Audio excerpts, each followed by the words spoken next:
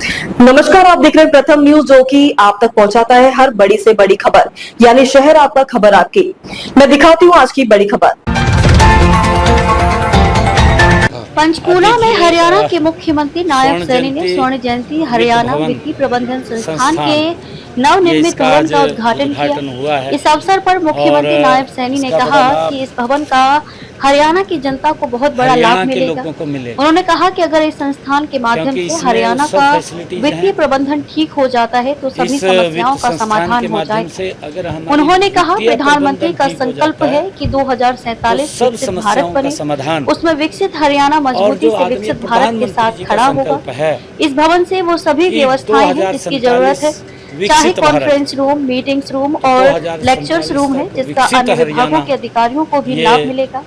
इसके साथ अधिकारियों को नई तकनीक और नई नीतियों से अवगत कराने के लिए भी इस भवन का बड़ा लाभ वो मिलेगा। रिपोर्ट मुकेश डोलिया, चंडीगढ़। योजनाएं वित्त की वो बनेंगी, उसके लिए और उससे अलग भी इसमें कई हमारे कॉन्फ्रेंस रूम हैं, मीटिंग्स रूम हैं, उसके माध्यम से भी हमारे लेक्चर्स रूम हैं, कि हमारे अन्य विभागों को भी इसके अंदर सब अधिकारियों को लाभ मिलेगा, क्योंकि समय समय के ऊपर ज़माना बदलता रहता है और उसमें उनको नई टेक्निक से अवगत कराना, नई नीतियों से अवगत कराना, तो उसके माध्यम से भी इस भवन का बड़ा लाभ वो मिलेगा। मैं इस आज उद्घाटन अवसर के ऊपर मैं सभी को बहुत बधाई देता हूं। और आज जब भवन का उद्घाटन हो रहा है तो हमारे यहाँ पर 2 विभागों के आज अधिकारी भी बैठे हैं और कुछ वर्चुअल जुड़े हुए हैं। हमारे सभी म्युनिसिपल कमिश्नर्स यहाँ पर हैं, उनके साथ मीटिंग हुई है, बातचीत हुई है। हमारे सभी CMOs हैं, PMOs हैं और PMO के साथ साथ हमारे ADCs जुड़े हुए हैं और DC सभी डिस्ट्रिक्ट के जुड़े हुए हैं, कि हम स्वच्छता को लेकर के कि आने वाले समय के अंदर हमने हरियाणा के हर सिटी की एक रैंकिंग खड़ी की है। जैसे केंद्र सरकार पूरे देश के शहरों की रैंकिंग करता है, हम हरियाणा के शहरों की रैंकिंग करेंगे स्वच्छता में, कि उसको लेकर के आज सारी रचना योजना वो बनी है और उसके ऊपर काम चालू वो गति से होगा, ताकि हमारा हर शहर सुंदर और स्वच्छ हो, ग्रीनरी से वो भरपूर हो।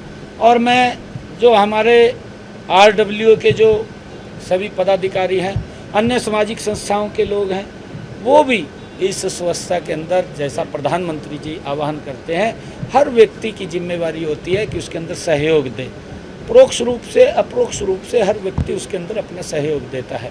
और हमने आज उनसे बातचीत किया है इसको लेकर के स्वच्छता को, क्योंकि 17 सितंबर से सेवा पखवाड़ा का आरंभ हो रहा है, 2 अक्टूबर तक वो चलेगा।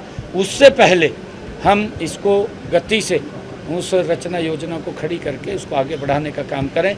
और हमने ये भी निर्णय किया है, हमारे सभी CMOs और PMOs ADCs जुड़े हुए हैं, कि हमारे हर डिस्ट्रिक्ट के ऊपर एक हॉस्पिटल अत्याधुनिक सुविधाओं से सुसज्जित, जो उस डिस्ट्रिक्ट के अंदर प्राइवेट हॉस्पिटल में सुविधाएं मिलती हैं, अब हमारे डिस्ट्रिक्ट सरकारी हॉस्पिटल में वो सारी सुविधाएं मिलेंगी। उनमें डायलिसिस की व्यवस्था भी होगी, उनमें CT स्कैन की भी होगी, MRI की भी होगी, उसमें डिजिटल एक्सरे की भी होगी, अल्ट्रासाउंड की भी होगी और लैब भी होगी। और वहाँ पर सभी व्यवस्थाओं से सुसज्जित वो हॉस्पिटल होंगे। उसको लेकर के भी आज हमने यहाँ सभी CMOs और PMOs को बुलाया हुआ था, उनसे भी बातचीत हुई है और उसके ऊपर काम भी चल रहा है। उसका बजट भी हमने जारी कर दिया है, उसका सामान भी आ रहा है।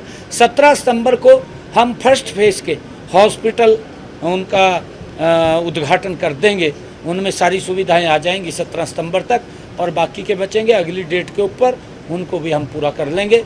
आज हमने बैठ करके ये विषय किया है। खबरों में अब तक के लिए बस इतना ही, फिर मिलेंगे नई खबरों के साथ। अगर आप हमें Facebook, Twitter, Insta के माध्यम से देख रहे हैं तो हमारे चैनल को लाइक, सब्सक्राइब करना ना भूलें।